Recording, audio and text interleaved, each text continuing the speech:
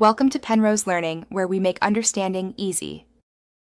You start by confirming Mac OS and app compatibility, then open Color Corrector and load the image or clip you'll fix. Once done, set the display profile and select the correct LUT input and output so values map accurately. Make sure the preview is at 1, and enable histogram and scopes. This gives you immediate feedback.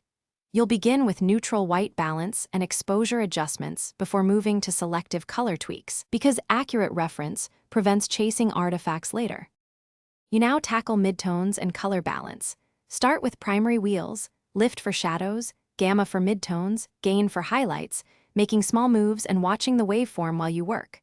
Once balanced, refine with RGB curves to address specific tonal ranges. Curves let you sculpt contrast without shifting hue. Use HSL controls or secondary qualifiers to isolate skin tones or skies and adjust saturation or hue. Throughout, compare parade and vector scope readings so numerical shifts match visual intent. You finish by setting the project color space and export metadata to preserve your grade, then render a short test clip. Once done, view the result on multiple displays and at varied brightness to confirm consistency. This reveals hidden clipping or hue shifts.